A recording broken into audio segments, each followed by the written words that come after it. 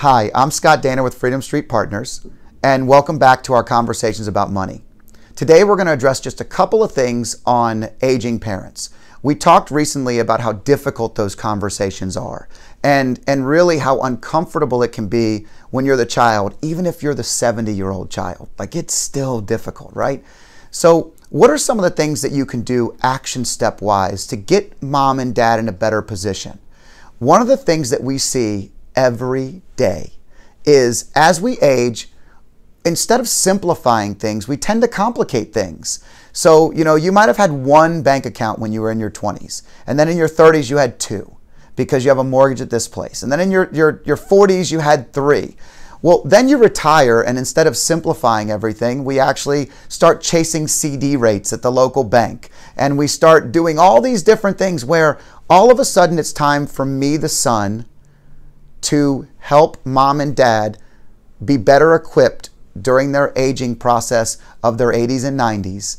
And they have 15 bank accounts, and they have 5 different financial advisors, and they have insurance at 20 different places, and all these things that they really have no inventory of.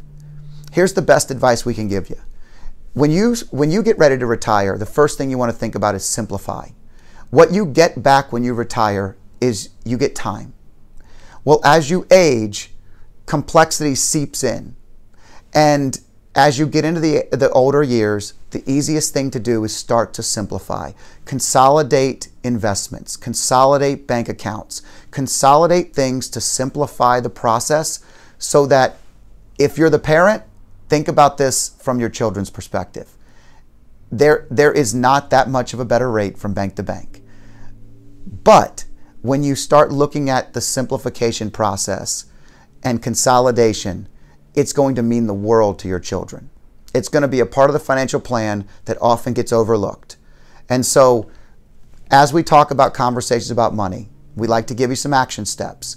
Look at what your current financial plan looks like. Look at where your stuff is today.